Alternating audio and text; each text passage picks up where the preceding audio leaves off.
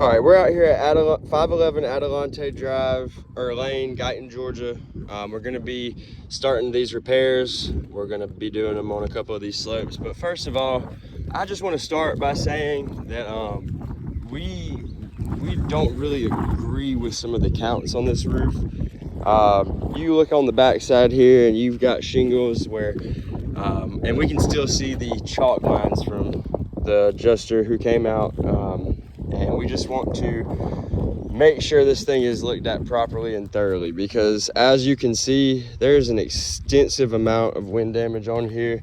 These shingles are very crisp, very brittle, unable to be repaired. And there's just things that apparently this is not a wind crease shingle. Apparently this is just degranulization, so widespread in such a similar pattern across the roof. So I mean, I've never seen this as just degranulization. We had to mark some of these because they were left unmarked. But I just want to point out that this is a wind crease shingle. This is not degranulization. This is what happens in a windstorm. Though it's not missing like that one there, it is a wind crease shingle that is bound to not shed water properly and eventually rip off of this 3-tab roof. Don't know why these were missed, why they were left out, but that is not regular degranulization. That is wind creasing, no matter if it's ripped, if it's torn, or if it's just creased and now losing granules. We got to count these in this report. But that being said, let's go ahead and take care of this repair. I don't want to take too much of y'all's time. We just want to make sure this thing gets addressed properly for the homeowner, and we don't think that the last report received did that. So anyways, switch off here.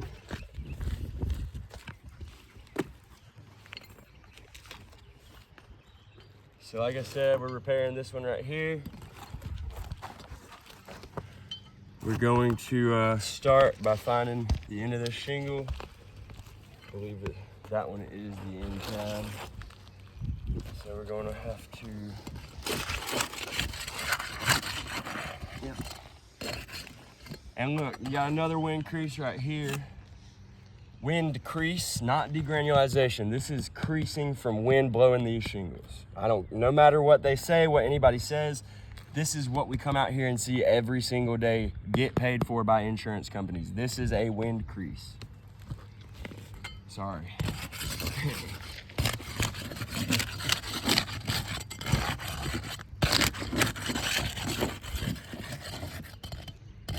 So now that we've got all those loose under here,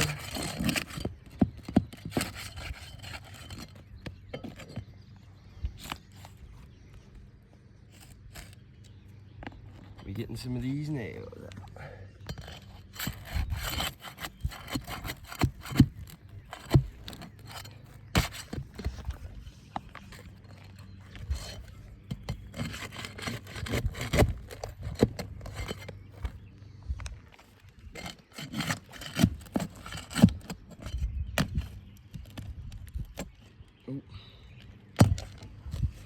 So one thing I want to point out, as we're doing this, these nails are going to be busting through these shingles that are staying on the roof. That is just now a penetration point for water. There's no way to ensure that this will be sealed back up or taken care of properly. So that's just point number one on these repairs.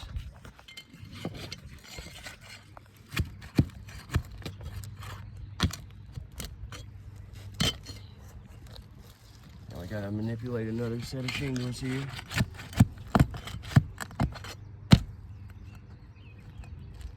Oh, see, it happens again.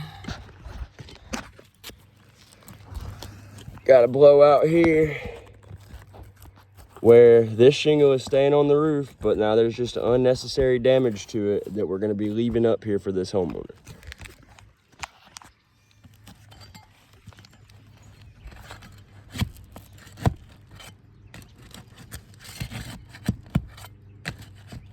Same thing there. So that's 2 shingles just in 2 nails that we've damaged unnecessarily.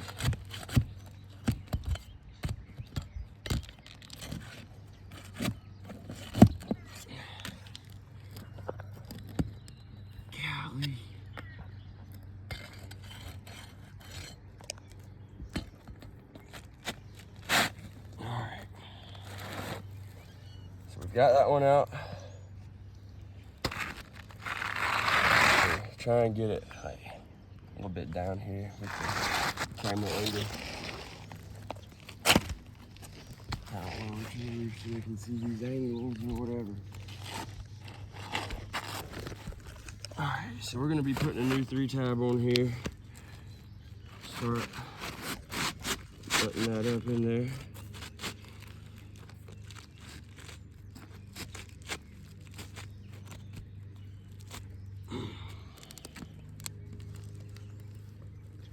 Now we're also putting a completely different shingle in this system. It's not the biggest deal, but when you do start swapping out differences in systems, there can be problems as far as the way that system functions altogether. So keep that in mind as well, that we're just adding more and more issues up here as we go. Now on this steep slope, got to do my best to not bend these shingles up, but also not damage that leading edge while I'm putting these nails in. So we're going to be extra careful here to not cause any unnecessary damages. But like I said, we got the blowouts on the side of these shingles, so I'm going to have to nail a little bit over from where I would typically like to. Just trying to avoid all those already damaged spots from us doing this repair.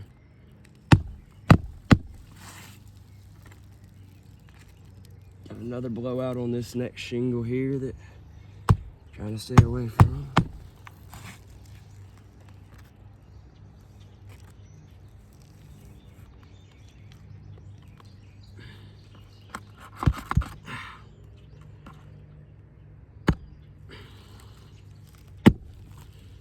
See, it's problematic trying to do all this on these shingles sometimes.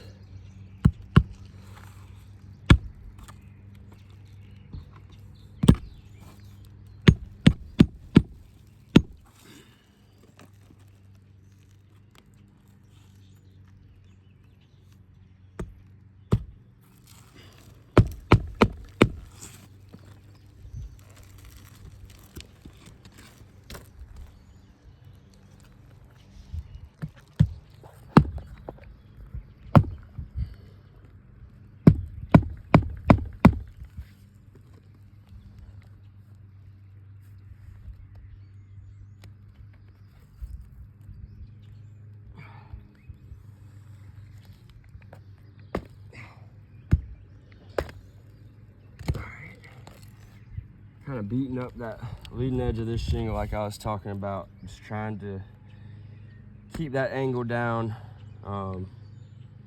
Being as careful as I can, but just bear with me if anything else gets hit like that with this hammer.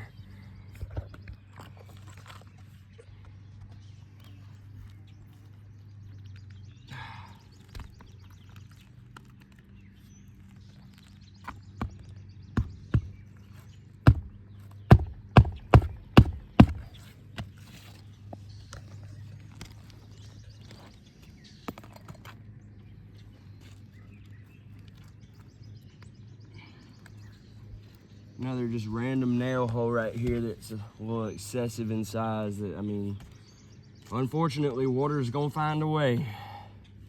We're just gonna leave that up here for them though, apparently. Need some water penetration points on this roof for these guys. All right. So this is what my concern is with the leading edge of these shingles. I accidentally clipped it with the hammer there trying to get to the nail.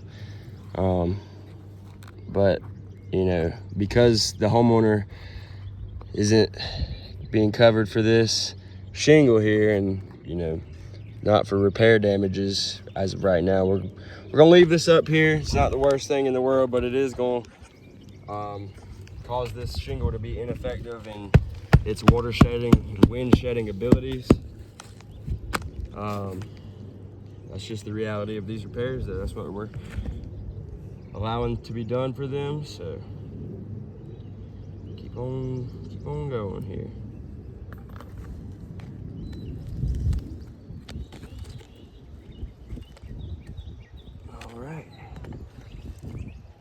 So we're gonna send the photos in of this, but we believe that these repairs have failed just based off of the evidence provided. Some busted leading edges, some blowouts from those nail holes, a lot of water penetration points here, and a lot of ineffective shingles left up. But like I said, we'll give y'all some of that evidence in the photos. Thank you.